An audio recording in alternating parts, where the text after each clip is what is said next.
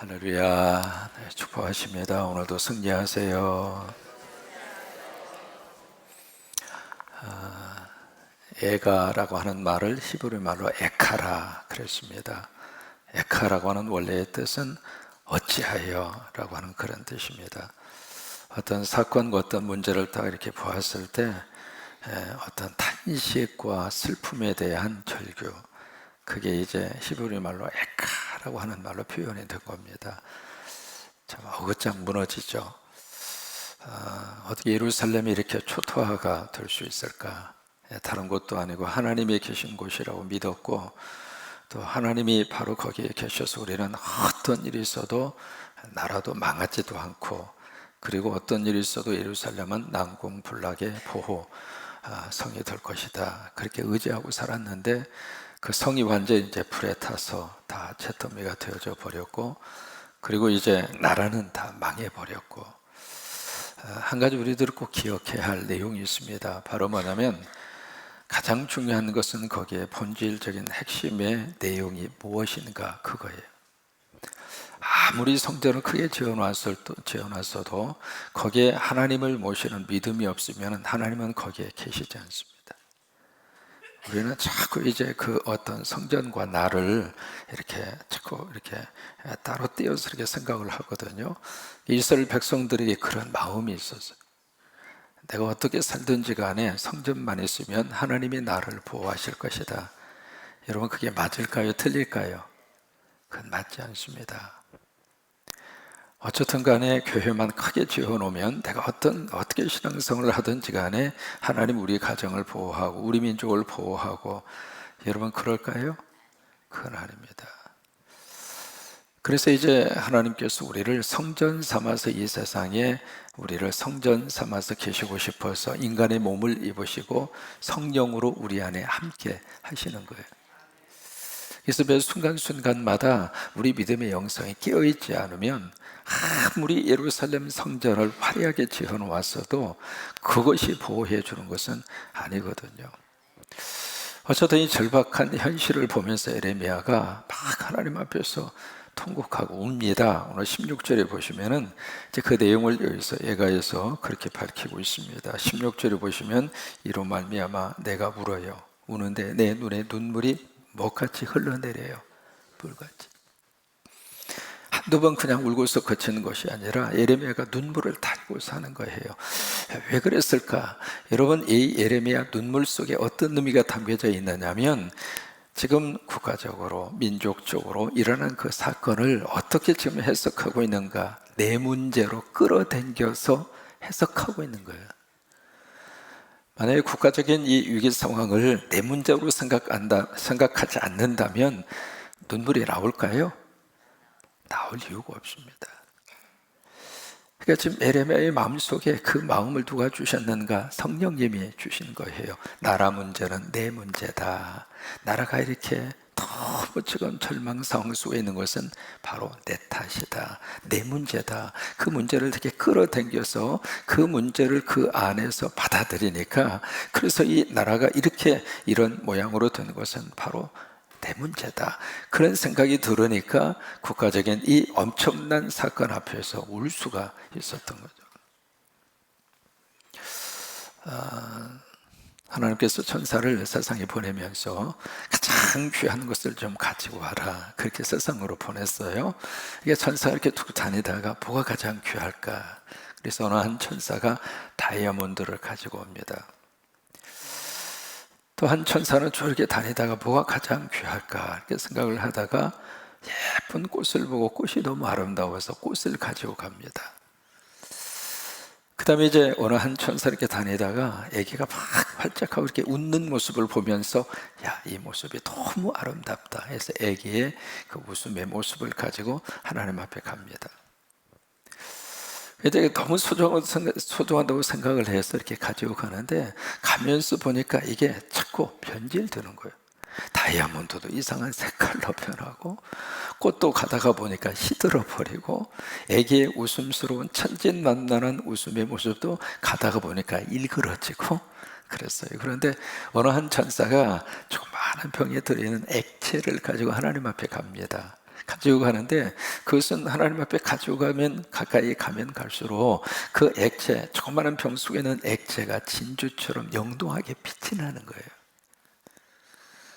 그게 바로 뭐냐면 성도들이 흘린 눈물이었습니다. 여러분, 새벽마다 나와서 저와 여러분의 기도 제목을 가지고 하나님 앞에서 통곡하고 울고, 때로는 답답한 문제 때문에, 때로는 자녀 때문에, 때로는 사는 경제적인 문제 때문에, 인간관계 때문에, 아니면 신앙생활 하면서 우리가 하나님 앞에 흘리는 작은 눈물 한 방울까지라도 하나님은 너무 귀하게 보세요. 또 하나, 성도가 흘려야 될 눈물 가운데 가장 위대한 눈물이 있습니다. 그것이 바로 뭐냐면 나라와 조국을 끌어안고 흘리는 눈물입니다. 특별히 우리 민족은요, 참 고난이 그렇게 많았습니다. 우리가 이제 하나 잘못 알고 있는 게 있습니다. 5,000년의 역사 가운데 우리는 한 번도 침략한 것이 없다.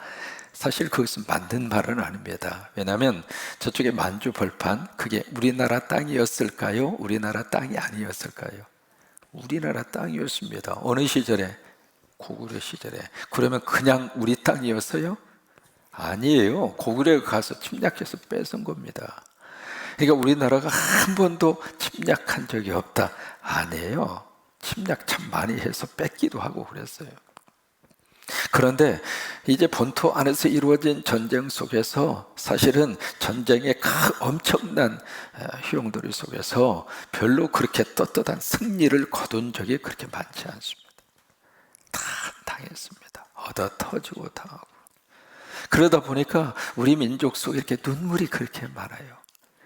근데 그 눈물을 과거에는 그것을 어디다가 풀 데가 없으니까 소가리를 한 거예요. 소가리를 해서 안으로 담고 안으로 담고 안으로 담다가 보니까 여기에 뭐가 생겼어요?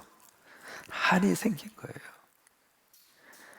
그게 1900년도 초에 복음이 이 땅에 들어오고, 그리고 십자가가 세워지고, 그리고 하나님의 말씀이 들어오면서 그 눈물이 어떻게 바뀌어졌는가, 하나님 붙잡고 하나님을 의지하면서 흘리는 눈물로 바뀌어진 거예요. 과거의 눈물은 신세 한탄의 눈물이었거든요.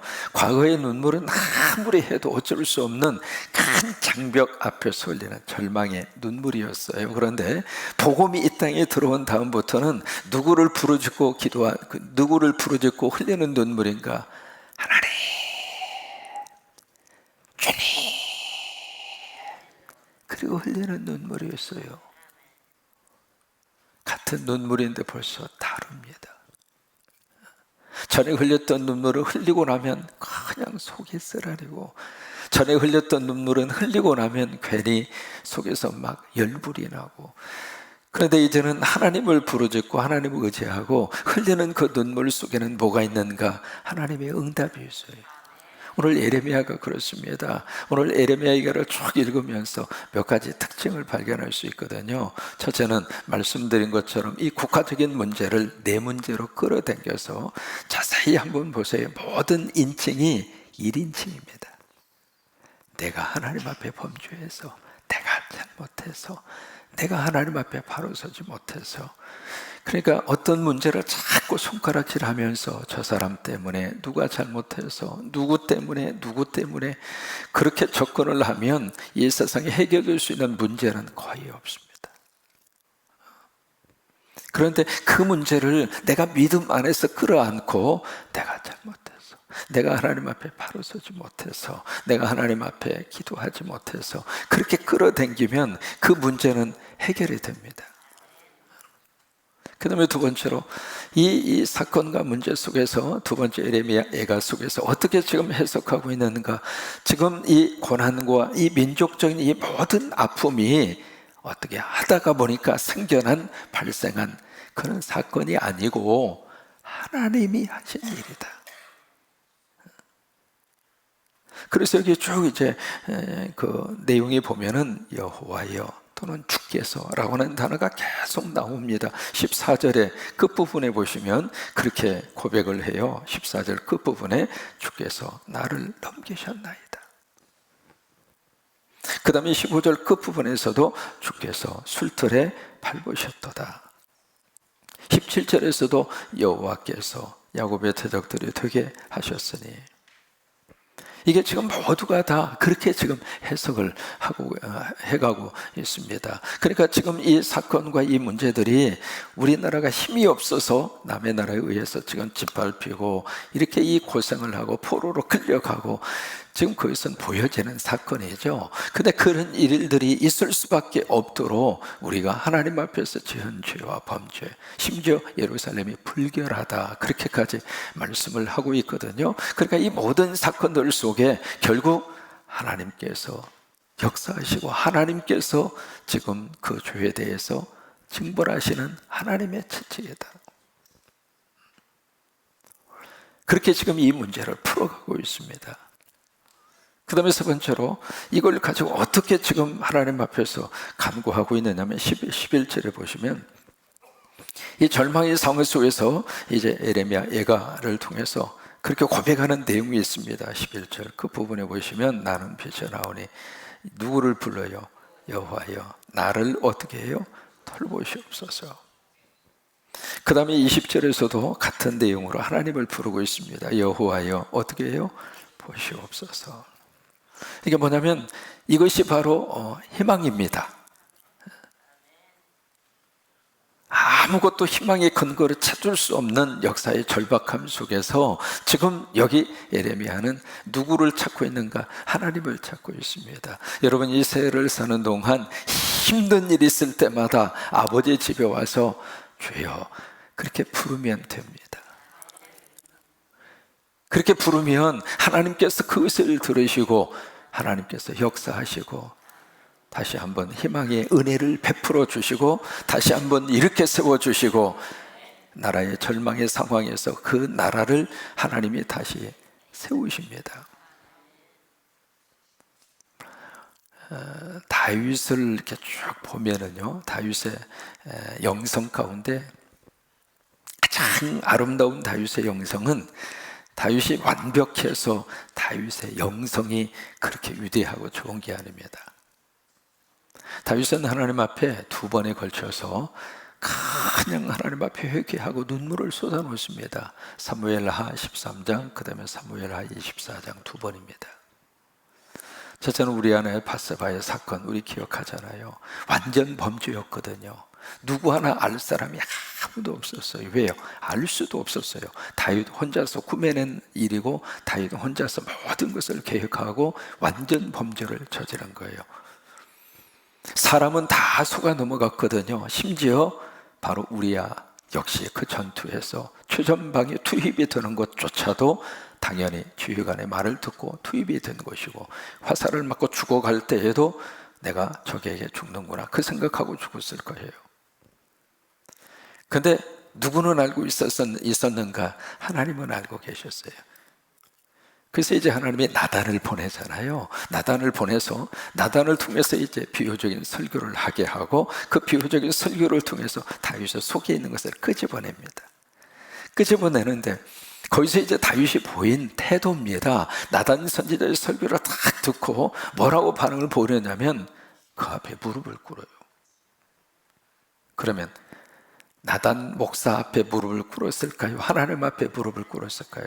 그게 다윗의 영성입니다.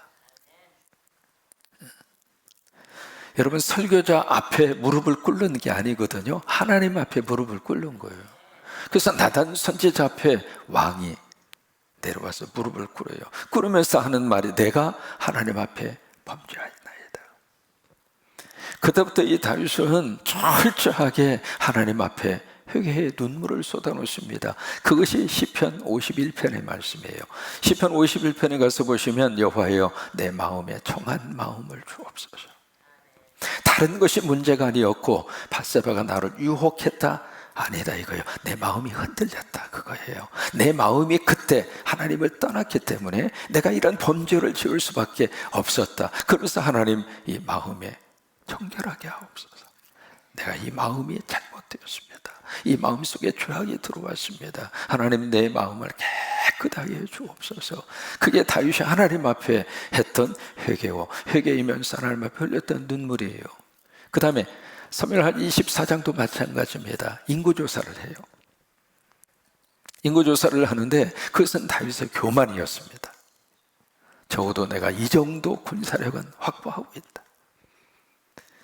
이제 그런 마음이 들면서 또 다른 한 마음 속에, 그렇다면 이제는 절박하게 하나님 의지하지 않아도 우리가 유지할 수 있다, 그 생각까지 간 거예요. 여러분, 국방력이 튼튼해지는 것은 축복이죠. 경제력이 나아지는 것은 축복이죠. 교회가 부흥되는 것은 참 축복이죠. 교회 예산도 늘어나는 것도 하나님의 축복이죠.